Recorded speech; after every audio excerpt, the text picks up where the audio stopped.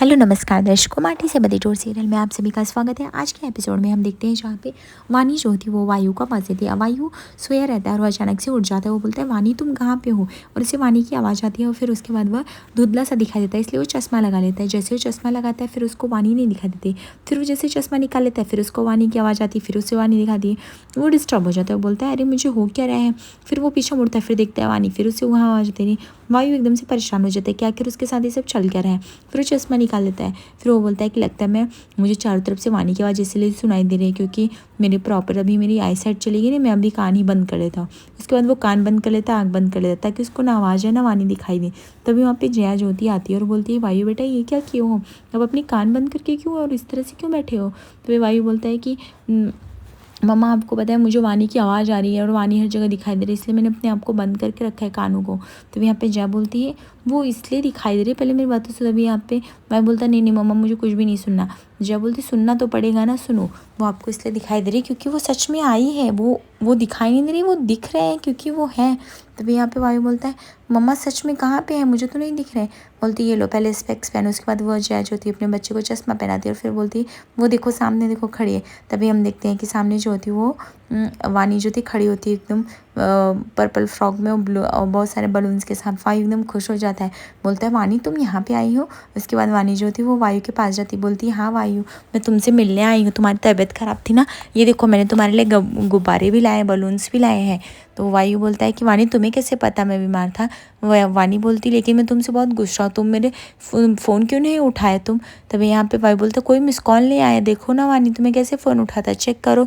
तभी यहाँ पे वानी बोलती ऐसे कैसे हो सकता है, मैंने तुम्हें कितनी बार कॉल किया है वायु, तुमने एक बार भी मेरे कॉल का रिप्लाई नहीं किया।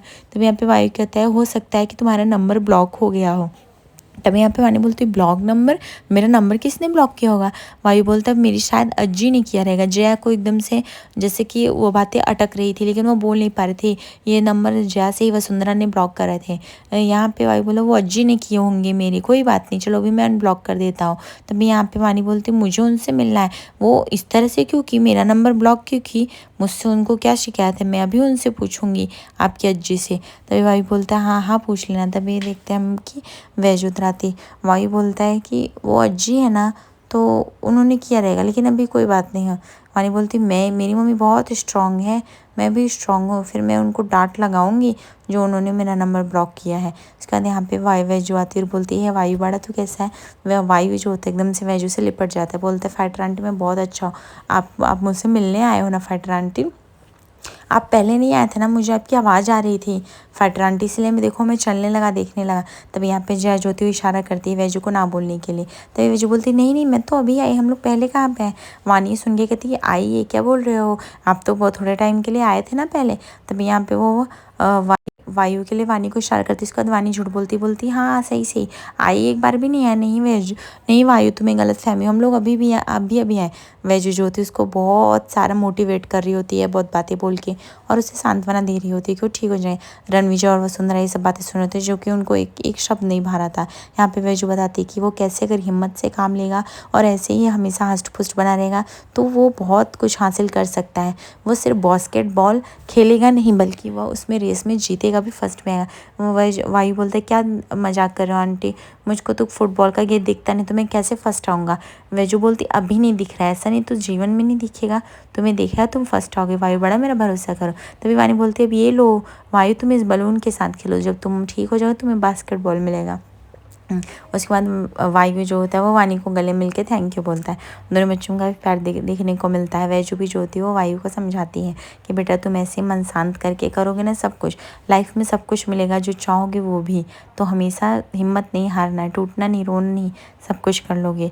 उसके बाद यहाँ पे रणविजय और वसुंधरा एक दूसरे का मुँह देख रहे थे। रणविजय वहाँ से निकल जाते क्योंकि वो कुछ बोल नहीं पाता।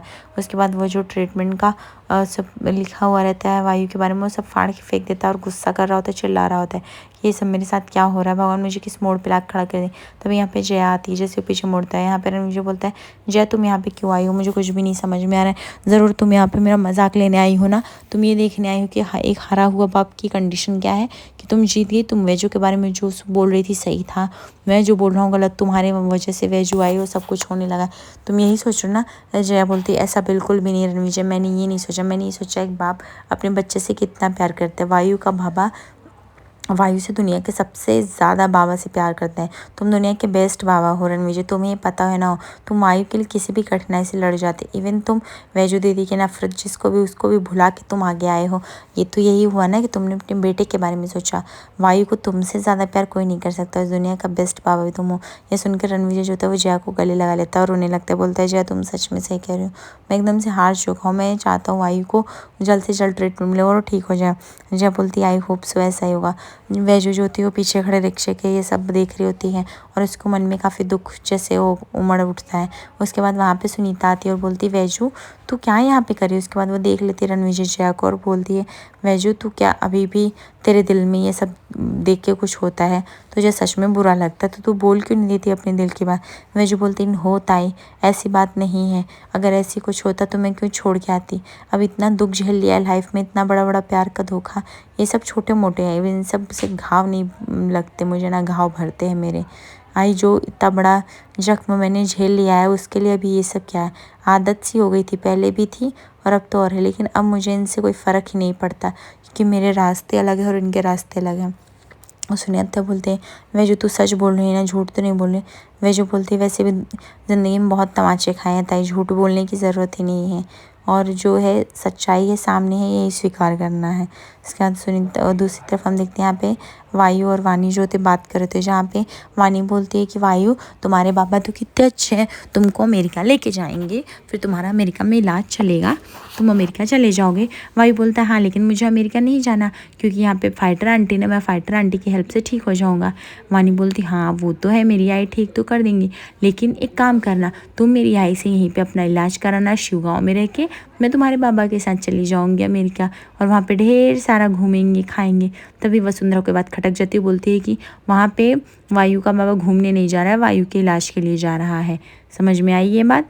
उसके बाद वायु जो होता है चुप रहता है तो और बोलती है कि और हाँ दूसरी बात, वायु को इलाज की ज़रूरत है इसलिए वो वहीं जाएगा जहाँ पे उसको अच्छा इलाज मिले। तब यहाँ पे वानी बोलती वैसे आप हो कौन। तभी वायु बताता अरे यही तो मेरी अज्जी हैं। वानी बोलती अच्छा ये है, इन्होंने मेरा नंबर क्यों ब्लॉक किया, पूछो ज़रा उनको। वसुंधरा के पास कोई जवाब नहीं होता। तभी वानी पूछती पहले आप बताओ तो मेरा नंबर क्यों ब्लॉक कर लिया आपने, मैंने क्या किया था वायु, तुम उनको बताओ ना मेरा नंबर ऐसे कैसे ब्लॉक कर दे, कितना इंपॉर्टेंट बात है, उन्हें ये सब करना चाहिए। तभी यहाँ पे हम देखते वैजू आ जाती है बात को संभालते हुए और वैजू बोलती है कि अब चलो वानी बेटा चलते हैं हम अभी घर ढूंढने के लिए। तभी वायु बोलता है आंटी आप जाके और आप हमारे साथ भी तो रह सकते हो, मम्मा बोलो ना। जब बोलती है अगर आपको कोई ऐतराज़ ना हो तो मैं गेस्ट हाउस में आपको रहने को बोल सकती हूँ घर में। वसुंधरा जो होती है बोलती है कि अगर वो नहीं रहना चाहते तो क्यों वो कर रही हो, घर में वैसे भी बहुत सारे मेम्बर हो, हमारे पास रूम एक भी खाली नहीं है। वायु सुन के बोलता है कि अज्जी तो हम अपना रूम दे देंगे ना, मेरा रूम शेयर कर लें। तभी यहाँ पे वैजू बोलती कोई ज़रूरत नहीं मुझे रूम की, और वैसे भी मिसेस मोहिते पाटिल आपने इतना बोला बहुत ही काफ़ी है, लेकिन रहने दीजिए। जहाँ जो घर मैंने पहले ही छोड़ के आ गई हूँ वहाँ पे मुझे वैसे भी कुछ जगहें ऐसी थी जहाँ वापस से जाने का मन नहीं होता, उन जगहों में से भी कोई जगह है मैं अपना सब देख लूँगी ढूंढने का रहने का। मैं वैसे भी एक आत्मनिर्भर औरत हूँ और मैं अपनी बच्ची का ख्याल अकेले कर सकती हूँ और उसे पाल पोस सकती हूँ, मुझे किसी के सहारे की ज़रूरत नहीं है, मैं अपना रहने का देख लूँगी, आप लोग चिंता मत कीजिए।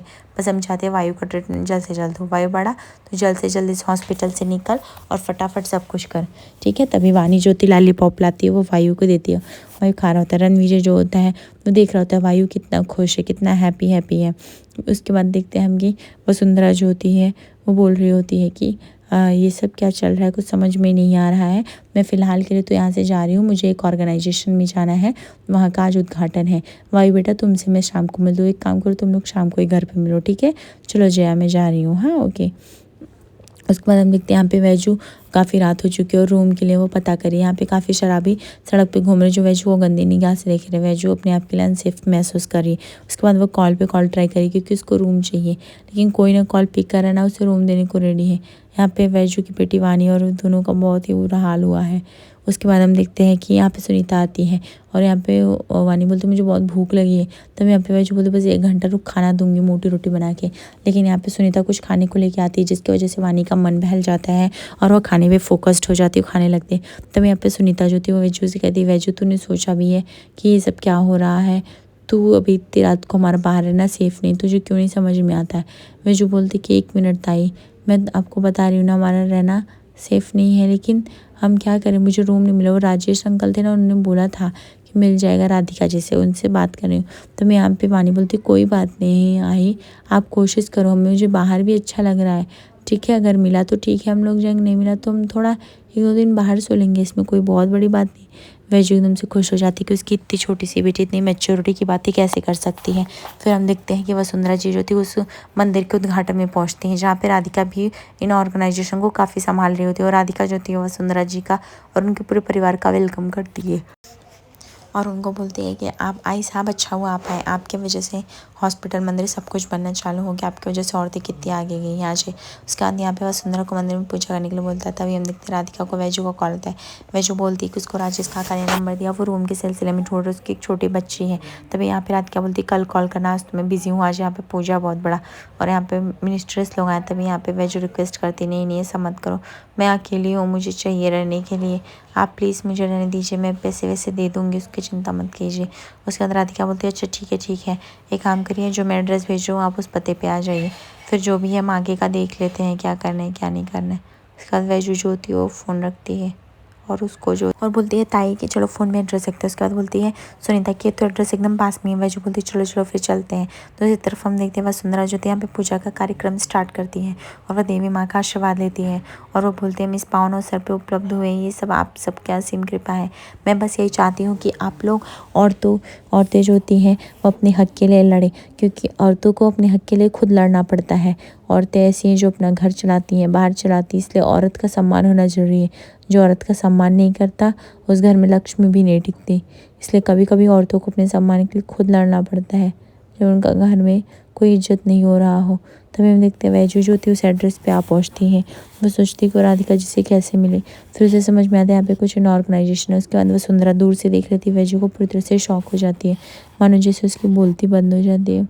दूसरे फिर देखते हैं कि हम यहाँ पे वसुंधरा जो होती है वह ऐलान करती है कि औरतों को अपने हक के लिए खुद भी लड़ना चाहिए, औरतें कुछ भी कर सकती हैं जो चाहे वो।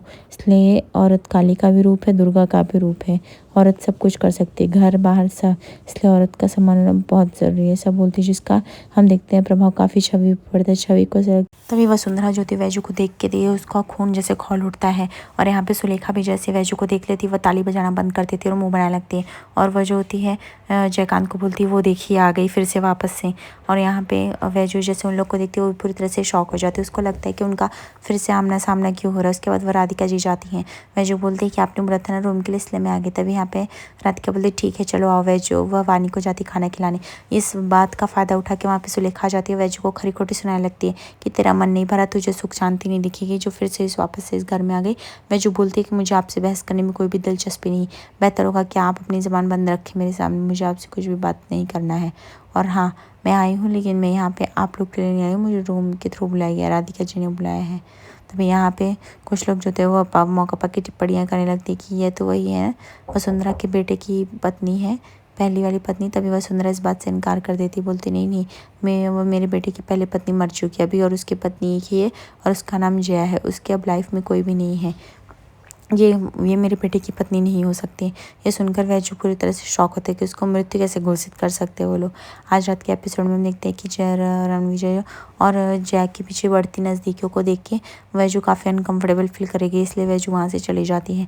देखते हैं आगे एपिसोड पे ऐसा क्या होने वाला है दोस्तों, इससे बने रहिए, लाइक और सब्सक्राइब करिए फॉर द मोर डिटेल्स। धन्यवाद, थैंक यू।